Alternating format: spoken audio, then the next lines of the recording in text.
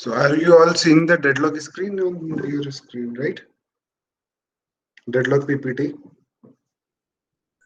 Yes, sir. It's visible. Deadlock दिख रहा है ना आपको? Yes, sir. Yes, sir. ठीक Yes, है, sir, it is visible. Okay.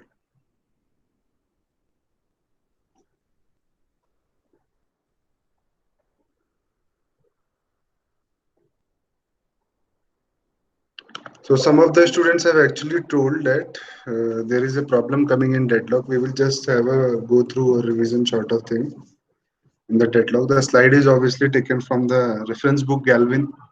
Okay, you have to follow that book only.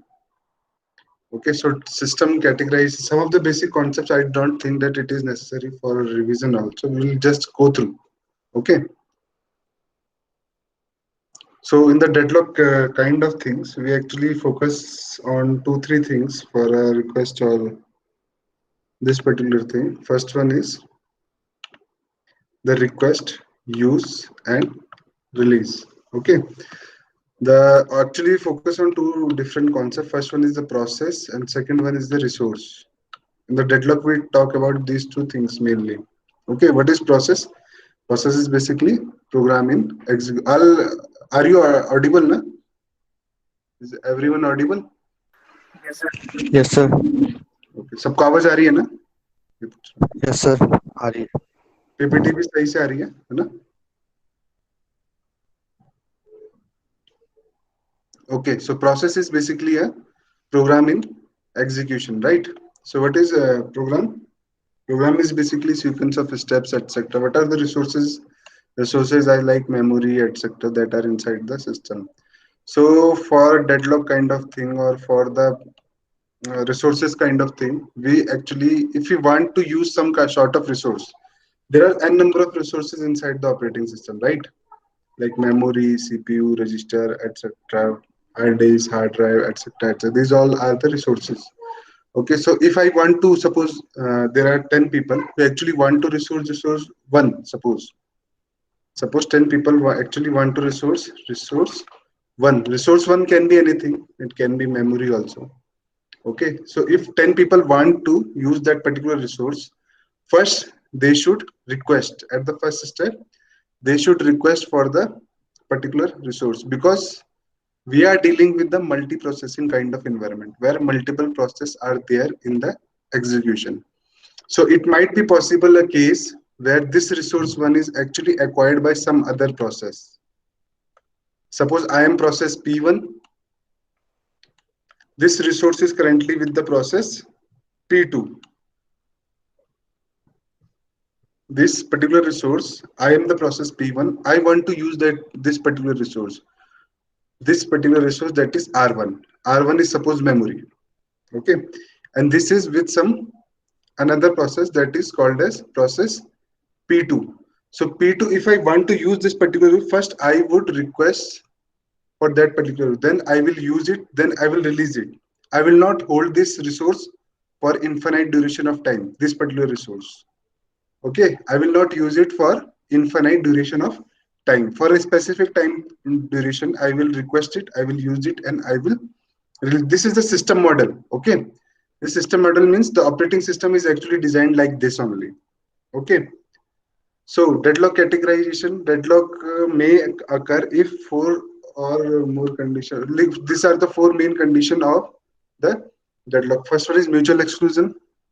Mutual exclusion states that only one process at a time can use a particular resource. Okay, hold and wait means a process is actually holding one resource and it is requesting for another resource. Okay, no preemption means resources cannot be preempted. Like in CPU scheduling and kind of things, we have actually studied what is preemption study. What is no preemption means we cannot release a resource until and unless it has finished, the process has finished its task.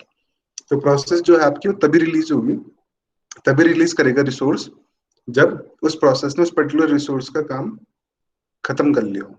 ठीक है. Circular way means circular way, suppose this is a process P1. It is using for, it is requesting for in arrows का मतलब क्या होता है? अगर ये process से रिसोर्स की तरफ एरो है, suppose like this case, P1 to R1. P1 to R1. That means P1 process is requesting for resource R1.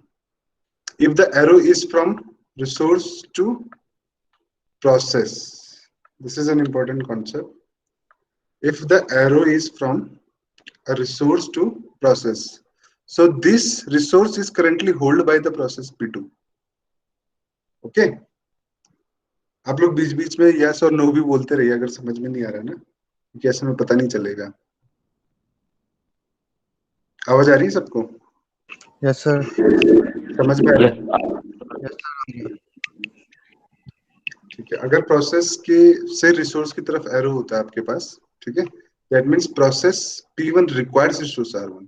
अगर रिसोर्स से प्रोसेस की तरफ एरो है, that means actually it is the resource is hold by that particular process. ठीक है, circular is condition where, okay I have did it wrong, control Z का option नहीं है इसमें, प्लीज डिस्कार्ड दिस एरो। ठीक है, ये आप कैंसिल करें। Yes, sir.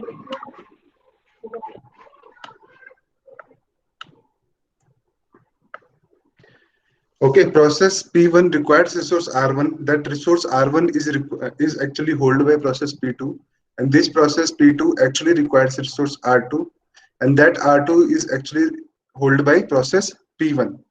So it is a kind of circular waiting. Circular means there is a circle between process and resources, and each one is waiting for each other to finish the task. Okay. So this kind of thing we actually call it as resource allocation graph. Okay, in the resource allocation graph, generally like this process and resources are there. So process and resources, process are generally rotated like this in the case of oval circle. Okay, process P1, and resources are generally denoted like this. This is a resource. Okay, we have dot here. This can be written inside or it can be written outside also, that doesn't matter. P1 process जो आप बाहर लिख दो अंदर लिख दो कुछ नहीं होता उससे।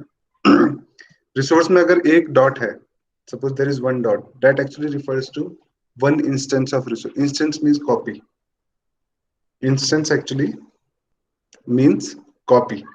ठीक है, अगर अगर रिसोर्स में कोई डॉट नहीं है, दैट मींस रिसोर्स R1 पे जैसे suppose it's just written R1। ठीक है, तो इसका मतलब यही है कि इसका एक ही इंस्टेंस है। If there are two dots in resource R1, that means there are two instances of R1. So this R1 can be held by process P1 and it can be held by process P2. It is correct. It is correct. Since we have two instances of resource R1, so one instance is occupied by process P1, one instance is occupied by process P2. It is correct. Okay. But if there is only one instance of resource, suppose if there is only one instance of resource and if I allocate it to process P1 and P2, it is wrong. This concept is totally wrong. Okay, since we have only one instance of R1, so it cannot be allocated to more than one processes. Like process is denoted like this, instances, it can be denoted like dot also. Okay. So resource allocation graph, as we already know, like there are three different resources. This is actually there are four different resources. R denote resources, R1, R2, R3, and R4. There are four different resources inside the system. There are three processes. So this condition actually tells you that P1 is actually requesting for resource R1 because arrow is from process to resource. यहाँ पे आपके arrow तो P1 process को आपके पास basically resource R1 चाहिए. That resource R1 has only single instance because there is a single dot and it is actually held by process P2. ये किसके पास है? प्रोसेस P2 के पास. जो P2 प्रोसेस है आपके पास वो रिक्वेस्ट कर रही है resource R3 but that R3 resource is actually held by process P3. Okay, so this R2 has two instances. यहाँ पे दो इंस्टेंस है, तो R2 जो रिसोर्स है आपका वो प्रोसेस P1 के पास भी है, और R2 रिसोर्स जो है वो प्रोसेस P2 के पास है। इतना समझ में आ गया सबके? रिसोर्स एलोकेशन ग्राफ आ गया समझ में? कितने लोगों का आ गया समझ में? कितने लोग हैं जो? सर अभी आप थोड़ा वो भी कर सकते हो, म्यूट हटा सकते हो अभी। इतने में किसको डाउट है ये बताइए आप? किसी को डाउट है इतने में? एनीवन? No sir. ठीक है। So in the next case, resource allocation graph with a deadlock. Now this is the resource allocation graph having a deadlock. Why there is deadlock? Like you can see, there are two different resources of R2. R4 is resource is currently not occupied by anyone, and no process inside the system is requesting for the resource type 4. Okay. P1 process is actually requesting for resource R1. R1 is the resource which is actually held by process P2. P2 is again requesting for resource R3. That R3 is actually held by the process P3, and P3 is again requesting for R2 resource, and this R2 resource is currently held by process P1 and P2. So what is this condition called in deadlock? बताओ कोई? Deadlock की चार condition है ना, mutual exclusion, hold and wait, no preemption and circular wait. कौन सी condition है? क्यों बोल रहे हो आप इसे डेडलॉक है? सर चारों कंडीशन है सर इसमें। नहीं, मेन कौन सी कंडीशन है आपकी, आप ये बताइए ना। म्यूचुअल एक्सक्लूजन कैसे बताओ? सर होल्ड एंड वेट हो रखा है यहाँ पे। और सर्कुलर। होल्ड एंड वेट कैसे हुआ बताइए? होल्ड एंड वेट बताइए। सर एक्चुअली में जो P2 प्रोसेस है उसने सर रिसोर्स R1 को होल्ड करके रखा है, और सिमिलरली सर P3 ने रिसोर्स R3 को होल्ड करके रखा है फिलहाल। हाँ, इसलिए सर और वो दूसरी को रिक्वेस्ट कर रहे हैं। P2 और P3 प्रोसेस जो है वो दूसरी रिसोर्स को भी रिक्वेस्ट कर रहे हैं, तो एक रिसोर्स तो उनके पास ऑलरेडी है और एक रिसोर्स उनको चाहिए, तो ये होल्ड एंड वेट की कंडीशन भी है। सर्कुलर वेट भी है देखो इसमें, it is actually forming a circle. P1 R1 को कर रहा है, R1 P2 के पास है, P2 के पास P2 R3 के लिए कर रहा है, R3 P3 के पास है, और P3 को चाहिए रिसोर्स R2। R2 किसके पास है? P1 और P2 के पास है ना। तो ये भी एक तरीके का क्या है आपके पास, सर्कुलर वेट की कंडीशन है। ठीक है, तो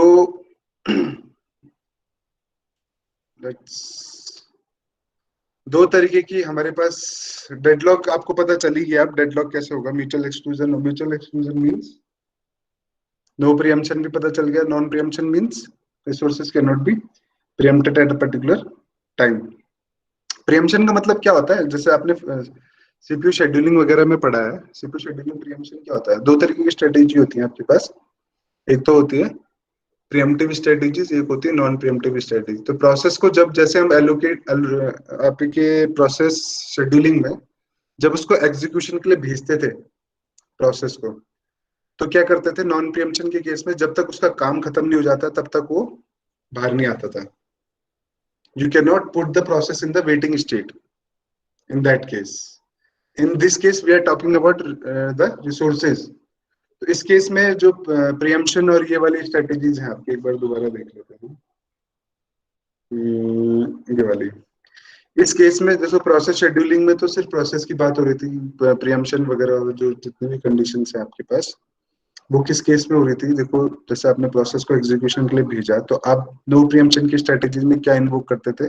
कोई सी भी शेड्यूलिंग हो, शॉर्टेज ऑफ फर्स्ट हो या कोई सी भी हो, तो उसमें क्या होता है, शॉर्टेज ऑफ फर्स्ट का एग्जांपल लेते हैं। शॉर्टेज ऑफ फर्स्ट में आपने प्रोसेस को एग्जीक्यूशन के लिए भेजा, कौन सी प्रोसेस को? जो सबसे छोटी प्रोसेस है आपके कंप्यूटर सिस्टम में, ठीक है, उसको आपने एग्जीक्यूशन के लिए भेज दिया, और उसको तब तक वहां से नहीं हटाया जब तक उसने अपना काम खत्म ना कर दिया। ठीक है। प्रीएम्पशन के केस में क्या होता है, शॉर्टेज ऑफ फर्स्ट का एग्जांपल लेते हैं। शॉर्टेज ऑफ फर्स्ट में क्या होता है, प्रीएम्पशन के केस में आपने प्रोसेस को सबसे छोटी जो जॉब है आपके पास उसको अपने एग्जीक्यूशन में भेजा, लेकिन अगर उससे छोटी कोई जॉब आती है बीच में आफ्टर सम टाइम, ठीक है, तो आप जो करंट एग्जीक्यूशन में है प्रोसेस को उसको क्या करोगे, वेटिंग स्टेट पे भेज दोगे। और जो नई प्रोसेस है जिसका बस टाइम रिक्वायरमेंट थोड़ा कम है जो करंट प्रोसेस है उससे, तो उससे उससे क्या होगा, उसको आप एग्जीक्यूशन में भेज दोगे। तो यहाँ पे जो mutual exclusion, no preemption, hold and wait, circular wait, ये सारी जितनी भी पोर्शन है ये आपके रिसोर्सेज से डील करेंगे, प्रोसेस से ना मतलब नहीं है यहाँ पे।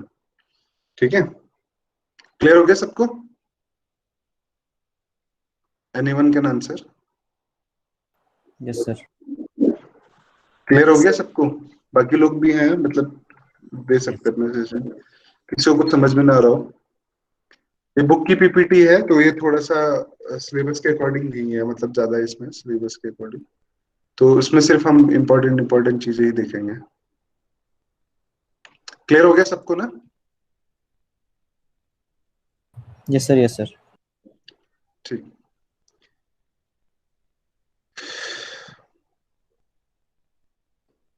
देखो डेडलॉक अवॉइडेंस में आ जाते हैं। पहले आप आपने वो देख लिया, देखो deadlock method for handling deadlock. Deadlock अगर आपके सिस्टम में आ जाता है तो आपके पास तीन केसेस होते हैं। ओके, यहाँ पे दो लिखे हैं, वैसे तीन होते हैं, ठीक है। तो deadlock prevention, deadlock avoidance and deadlock detection. Okay, deadlock prevention means, okay, deadlock detection means detection जो स्ट्रेटेजी होती है, detection, deadlock detection, deadlock detection strategy जो काम कर रही है आपकी, वो किस में कर रही है, रन टाइम एनवायरनमेंट में।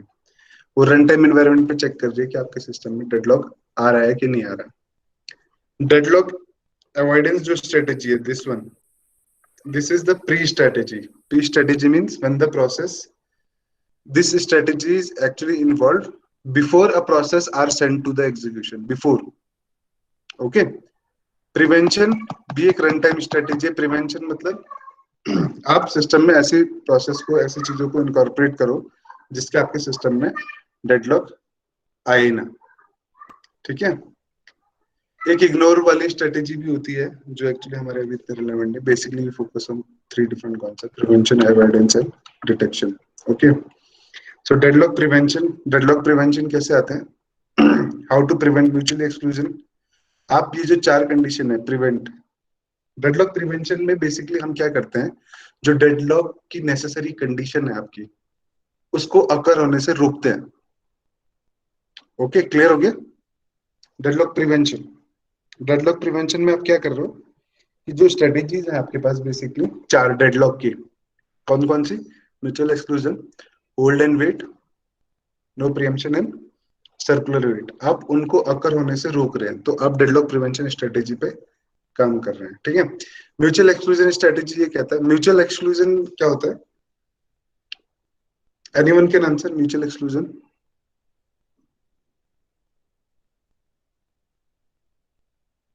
एनीवन, कोई भी बोल दो।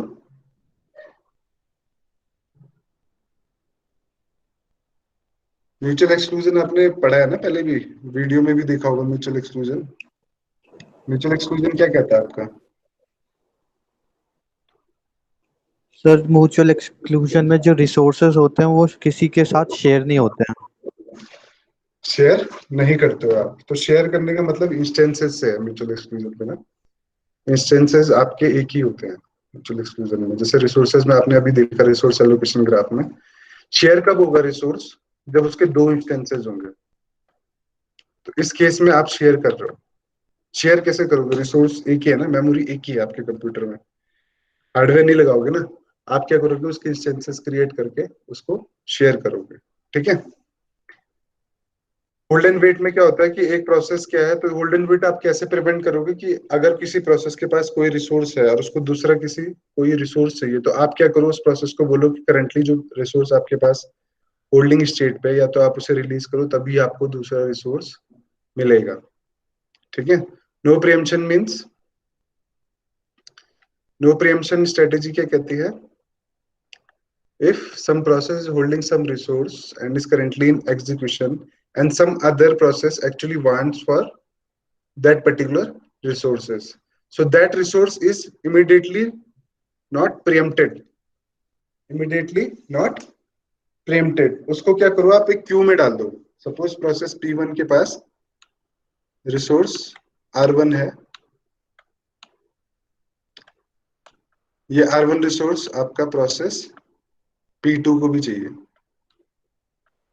P1 करेंटली एग्जीक्यूशन पे है आपका, ठीक है, P1 क्या है करंटली एग्जीक्यूशन पे है, मतलब उसके पास रिसोर्स R2 है। तो अब अगर P2 को रिसोर्स R1 चाहिए, P2 प्रोसेस को रिसोर्स R1 चाहिए, तो उसको वेट करना पड़ेगा। वेट करने के लिए आपको एक वेटिंग क्यू बनाना पड़ेगा, WQ, वेटिंग क्यू।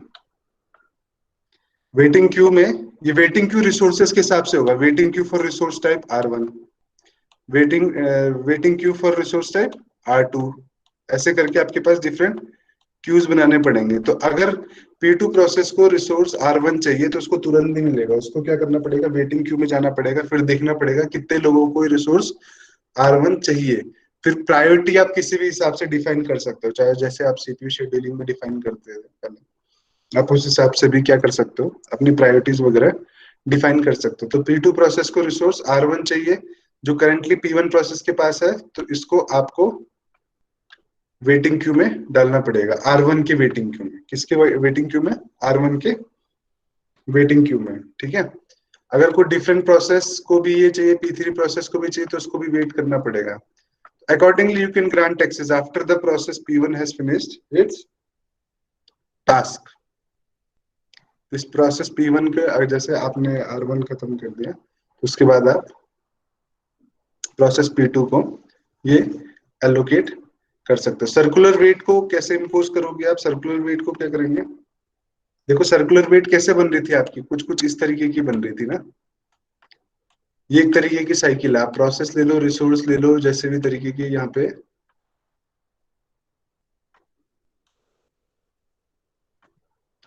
सॉरी, यहाँ पे रिसोर्स होना चाहिए, यहाँ पे प्रोसेस होना चाहिए। This is a process P1, this is a process P2 and so on. So this is resource R1, this is resource R2. R1 is actually occupied by P1. P1 is requesting for R2. R2 is occupied by process P2, and P2 is requesting for resource R1. So this kind of fashion is actually known as circular wait. तो इसको avoid करने के लिए आप basically क्या कर सकते हैं कि आप एक क्या करो, कोई प्रोटोकॉल वगैरह या ऐसी कुछ चीजें डिफाइन कर सकते हो अपने सिस्टम में, जिससे आप सर्कुलर वेट को हो ही ना पाए। बेटर ये है कि आप जो है प्रोसेस रिसोर्सेज की लिस्ट बना दो, कोई लिंक लिस्ट वगैरह, कोई भी चीजों की आप ऐसे करके अपने सिस्टम में स्ट्रेटेजी इन्वोक कर दो कि एक प्रोसेस के पास कौन कौन से रिसोर्सेज हैं, या एक रिसोर्स किन किन प्रोसेस के पास एलोकेटेड है, और उस तरीके से आप सर्कुलर वेट को हैपन होने से रोक सकते हैं। क्लियर हो गया सबको, कितने लोग क्लियर हो गया, एनीवन, इसमें कोई डाउट है किसी को? एटलीस्ट यू शुड रिस्पॉन्ड, थोड़ा सा मेरे को पता तो चलेगा किसी को कुछ डाउट है इसमें सेक्शन में। मैं दोबारा करवा रहा हूँ क्योंकि आप लोगों ने बोला कि कुछ को शायद डेडलॉक में समझ में नहीं आ रहा था ना। क्लियर है सबको? यस सर, क्लियर है। क्लियर है ना? Prevention strategy, deadlock example you can say deadlock avoidance. तो deadlock avoidance, you can say you can directly come to, देखो सोशल लोकेशन बैंकर चल को लेता है। ओके, डेडलॉक अवॉइडेंस स्कीम्स का एक पोर्शन हो गया आपका बैंकर्स एल्गोरिथम।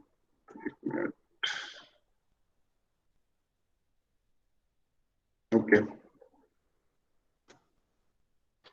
तो जो अवॉइडेंस काइंड ऑफ स्कीम्स होती हैं वो बेसिकली दो कॉन्सेप्ट पे चलती हैं। एक होती है सेफ स्टेट SS, एक होती है अनसेफ स्टेट। सेफ स्टेट और अनसेफ स्टेट। सेफ स्टेट वो स्टेट होती है जो जैसे आपके पास रिसोर्सेज हो सिस्टम में और जो आपके पास प्रोसेस हो एग्जीक्यूशन में, आपके पास इतने सफिशिएंट नंबर ऑफ प्रोसेस हैं कि आपके सारा एग्जीक्यूशन हो जाए, तो उसको हम कहते हैं safe state. Okay, we will get see through it with the help of example, ठीक है। और एक होता है अनसेफ स्टेट। अनसेफ स्टेट वो होती है जो आपके पास प्रोसेस एग्जीक्यूशन के लिए आती है और आपके पास उस रिसोर्स के पर्टिकुलर इंस्टेंसेस इतने अवेलेबल नहीं है कि आपकी सारी प्रोसेस एग्जीक्यूट कर जाए, तो उसे हम बोलते हैं अनसेफ स्टेट, ठीक है। अगर आपका सिस्टम सेफ स्टेट में है, if your system is actually in the safe state, there is very less probability that your system will be in deadlock. Your system will be in deadlock. In the case of unsafe state, you are likely to be in deadlock. Okay, you are likely to be in deadlock. If you are in the unsafe state, it is most likely that you will be getting a deadlock after later on in the execution inside the system. So let's see how it is allocated. Okay, we'll directly come to the example. Okay, these are the process which actually wants to execute inside the system. Okay, this is process P0, this is process P1, this is P2, P3, and P4. This is the allocation. These are some of the data structure that is actually being needed by the Banker's algorithm. These all are in the form of matrices. This allocation maximum available. ABC are the resources. This ABC actually represents the resources inside the system. This 0, 1, 0, etc., whatever that is written, this actually represents the instances of that particular resource. Like allocation actually defines the allocated resources. Max actually defines the maximum number of resources, and available defines the matrix which represents the free resources inside the system, which represents the free resources inside the system. तो P0 के A के नीचे 0 है, that actually signifies that process P0 has 0 instances of A, 1 instance of B, and 0 instance of C currently allocated to that particular process, that is P0. Clear? तो ये जो 0, 1, 0 है आपके पास, ये आपके पास बेसिकली क्या है, ये आपके पास क्या है, बेसिकली इंस्टेंसेस है पर्टिकुलर रिसोर्स टाइप के, ए रिसोर्स टाइप के, बी रिसोर्स टाइप के, सी रिसोर्स टाइप के। अवेलेबल डिफाइन कर रहा है कि आपके पास करेंटली कितने अवेलेबल फ्री हैं आपके पास। अब आपको करना क्या है, देखो जो प्रोसेस P0 है, P1 है, P2 है, P3, P4 है, ये डिफाइन कर रहा है कि जो प्रोसेस P0 है करेंटली उसके पास कितने इंस्टेंसेस एलोकेटेड है। ये वाला सेक्शन है, ये डिफाइन कर रहा है कि उसके पास करेंटली कितने एलोकेटेड है, ठीक है। ये वाला सेक्शन डिफाइन कर रहा है कि जो प्रोसेस है, जो भी प्रोसेस आपके पास एग्जीक्यूशन के लिए आ रहे हैं, उसको मैक्सिमम कितने की रिक्वायरमेंट हो सकती है एग्जीक्यूशन के लिए, ठीक है। उसको मैक्सिमम कितने की रिक्वायरमेंट हो सकती है। अवेलेबल दिखा रहा है कि कितने इंस्टेंस आपके पास किस रिसोर्स टाइप के करेंटली फ्री हैं। तो आपके पास एलोकेशन है, एलोकेशन डिफाइन कर रहा है कि कितने एलोकेटेड है। मैक्सिमम डिफाइन कर रहा है कि मैक्सिमम नीड कितनी है, और अवेलेबल आपके पास सिस्टम में कितने हैं। अब आपको क्या करना है, जो आपके पास एलोकेटेड है, this allocated actually includes the maximum, ठीक है। एलोकेटेड में क्या है, आपके पास मैक्सिमम इंक्लूडेड होते हैं इसमें, ठीक है। तो आपको निकालनी पड़ती है नीड। अब कितनों की नीड है आफ्टर एलोकेशन, अब कितने की नीड है, that need is actually equal to max minus allocation. Clear हो गया, ये मैक्स माइनस एलोकेशन। अब माइनस आपको कैसे करना है, आपको बिट वाइज माइनस करना है। देखो 753 नहीं है, it actually represents 7 instances of A, 5 instances of B and 3 instances of C। तो ये अलग अलग रिसोर्स टाइप के अलग अलग इंस्टेंस है। तो माइनस जब आप करोगे तो it is not 753 minus 010, it is always like 7 minus 0 is 7। Bit wise करना है आपको, 5 minus 1 is 4 and 3 minus 0 is 3. This is need for process P0. In the similar fashion, you have to calculate for all of the process. This is process P0. P0 को ये calculate किया हमने need matrix, ठीक है। अब need के नीचे भी तुम्हें ABC लिखना पड़ेगा यहाँ पे, A, B, C. That actually defines that P0 has requirement of or need of 7 instances of A, 4 instances of B, and 3 instances of C. This is the need matrix. Okay, like this. In this case, आपको सबकी निकालनी है. Now you have to check for the same safe sequence. ठीक है, ये need matrix आपने निकाल दी. Available में यहाँ पे ले लेता हूँ 332. अवेलेबल ली मैंने यहाँ पे, ठीक है, ये वाला सेक्शन. अवेलेबल जो सिस्टम में आपके पास अवेलेबल था, अवेलेबल को रिप्रेजेंट किया आपने A, B, C. This is available matrices. Okay, अब ये आपने रिप्रेजेंट किया अवेलेबल को. अब देखो आप, P0 को रिक्वायरमेंट है 7 instances of A, 4 instances of B and 3 instances of C. This we actually are calculating because we need to check whether or not our system is actually in the safe state or not. ठीक है, तो अब आपको P0 में देखा आपने, कि 743 है इसकी रिक्वायरमेंट. नीड जो है, नीड और रिक्वायरमेंट है ना, तो 743 7 इंस्टेंसेस ऑफ A. लेकिन अवेलेबल जो है आपका, वो सिर्फ आपके पास 3 इंस्टेंस ऑफ A अवेलेबल है अभी करेंटली आपके पास. So P1 cannot be sent for execution at this particular time. Okay, clear हो गया सबको? Anyone can respond? जिसको डाउट है पूछ लो अभी भी. बैंकर्स एल्गोरिथम में स्टूडेंट्स क्लियर है? Yes sir. ठीक है, तो इसमें क्या किया, चेक करा कि जो एक ही इंस्टेंसेस है वो क्या है, फ्री अवेलेबल है, लेकिन नीड है किसकी, आपकी 7 इंस्टेंसेस ऑफ ए की आपकी नीड है, तो इसलिए ये एग्जीक्यूशन में नहीं जा सकता. ठीक है, then we come to the next process. You see that there is need for 1 instance of A, 2 instances of B and 2 instances of C. Now you have to check for the available matrix inside the system. P1 को आपने check किया, देखो 1 instance of A. A तो satisfy हो रहा है, it is good. B की कितनी रिक्वायरमेंट है, 2 इंस्टेंसेस की, यहाँ पे भी 3 है, इट इज गुड. ठीक है, एंड C की कितनी है आपके पास रिक्वायरमेंट, 2 इंस्टेंसेस की है, it is also fine. That means P1 can go for execution. So that's why P1 is in execution first, not P0. Okay, तो P1 आपके पास पहले execution के लिए जाएगा कैसे, ये जो available resources हैं ये इसको allocated होंगी, तो you have to again subtract. Need कितनी है इसकी, 1 2 2 की, तो यहाँ पे कितना हो गया, 2 1 0. अवेलेबल आपकी खत्म हो गई, इतनी खत्म हो गई कि जितनी आपकी प्रोसेस P1 की नीड थी, जितनी उसकी रिक्वायरमेंट थी.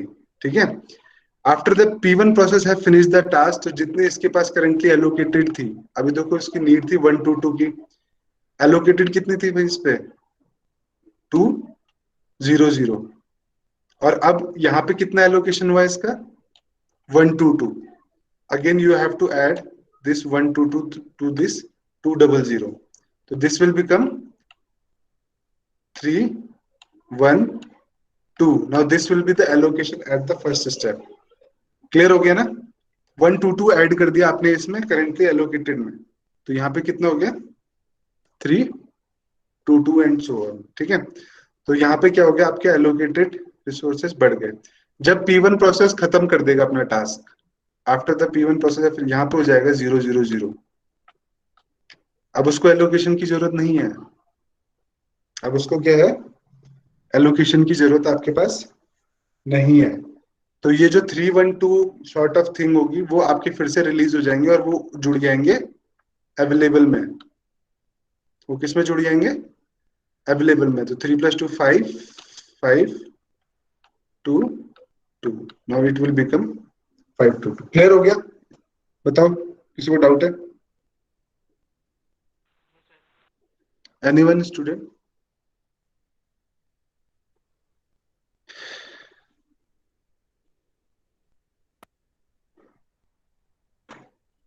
Okay.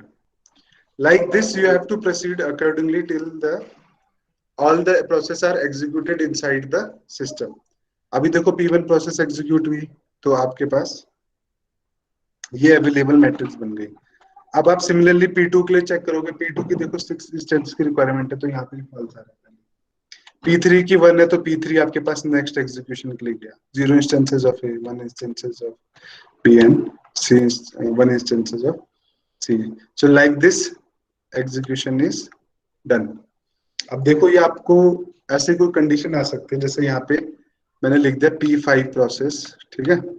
सपोज P5 प्रोसेस लिख दिया, उसकी रिक्वायरमेंट दे दी A1 की 100, A2 की सॉरी B की फिर से 100 और C की फिर से 100। अगर मैं इन सब का टोटल कर दूंगा तो 100 कभी नहीं आएगा। 100 will never come. ओके तो obviously this is a unsafe sequence. अगर मैंने P5 प्रोसेस, सेफ सीक्वेंस कब हुआ? सेफ स्टेट कब हुआ? सेफ सीक्वेंस कैसे हुआ आपका? जो आपकी सारी प्रोसेस एग्जीक्यूशन के लिए चली गई। चली कैसे गई? जो उनकी नीड थी वो आपने सेटिस्फाई कर ली, जो करेंटली अवेलेबल था आपके सिस्टम के पास। अब अगर P5 प्रोसेस आपके पास एग्जीक्यूशन के लिए आती है जिसकी रिक्वायरमेंट है 100, 100 and 100, 100 instances of A, 100 instances of B, and 100 instances of C. So this requirement is usually not satisfiable. So that will be that in that case the system will be in unsafe state. Clear हो गया सबको? मुझे important भी है, मतलब gate wait में भी आ जाता है कई बार, है ना? एनीवन स्टूडेंट, किसी को कोई डाउट है इसमें बताइए। If anyone has doubt. No sir, कोई डाउट नहीं। सब क्लियर है ना आपको? Yes sir. ठीक है। So this is about banker's algorithm. देखो बैंकर्स ये जो है आपके पास, ठीक है। So this is main concept of, लेकिन अगर आपको डेडलॉक वाली चैप्टर में, यूनिट में कुछ और पूछना है तो आप पूछ सकते हो, ठीक है। आई होप कि आज तो सबके डाउट क्लियर हो ही गए होंगे डेडलॉक वाले, है ना? अभी है किसी को डाउट डेडलॉक में? Hello anyone? No sir. No sir. Sir ठीक है। तो अब एक काम करो, क्योंकि एक्चुअली बार बार कन्वे करने में भी थोड़ा प्रॉब्लम रहता है। आप जो है ना ट्यूसडे तक थोड़ा देख लो अपने ऑपरेटिंग सिस्टम में जो जो आपके पास प्रॉब्लम आ रही हो सिस्टम से रिलेटेड। सिस्टम से मतलब आपके पास ऑपरेटिंग सिस्टम में जितना अभी तक करवाया है हमने उससे रिलेटेड अगर आपके पास जो भी प्रॉब्लम आ रही हो तो आप उससे थोड़ा सा देख लो, ठीक है। उसके बाद हम वेडनेसडे को एक टाइम फिक्स करके उस टाइम पे आपके डाउट्स क्लियर कर लेंगे, ठीक है। Is that fine? Okay sir. Yes sir, yes sir. We will use the same yes concept, sir. ठीक है। Again I will, okay sir. this time I have taken for Galvin PPT because of the shortage of time. If there is a problem in Galvin PPT, I will make my own, okay, and I will tell you accordingly, okay. Okay sir. Okay. Good night everyone. Good night sir. Good night sir.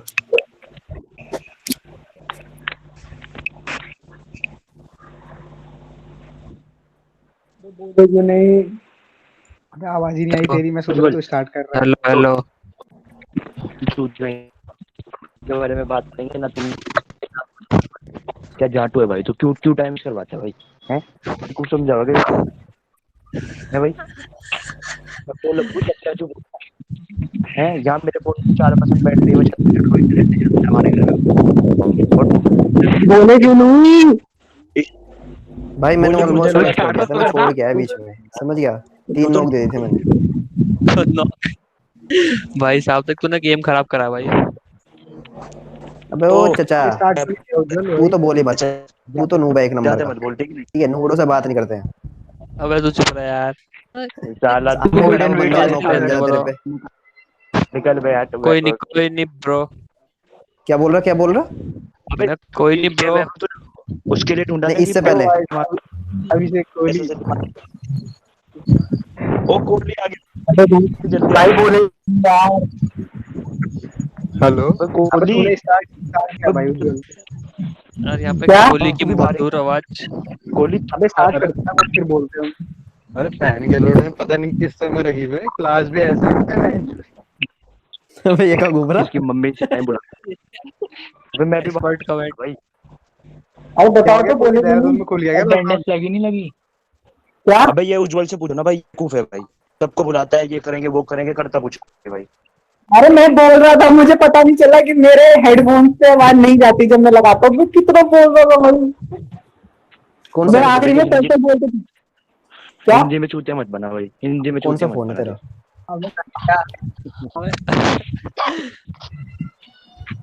हाँ क्या बताना भाई, हाँ क्या है ऐसे थोड़ा ही होता है। ठीक है भाई, जैसे अबे तुम बोल। वो समझो। बेफालतू की बात है यार। अबे ये देख। अबे भाई ये अबे देख, कोहली ये को देख, ये देख, ये 16 साल के बच्चों की तरह नाराज हो गया।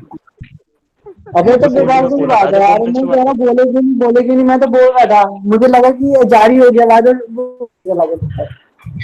अबे बोलना क्या अबे था, तो मुझे ये तो आवाज बताओ। इतने सारे मैसेज पड़े हुए ग्रुप में, मुझे कुछ पता ही नहीं चला क्या हो रहा। ऑफिसर में तो मैसेज करे तो ये तो पड़ेंगे। आवाज आ रही अब थी कोई भाई बात तेरी, नहीं। बहुत वहां से तो बस मैंने लिंक खोला। तेरी मम्मी बोल रही थी रोटी बना गोल गोल क्या।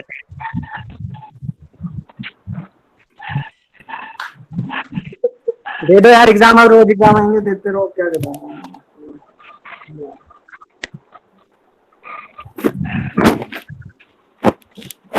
मैं भी दे दूंगा एग्जाम, और क्या होगा, सब दे दूंगा। कोई मत दो।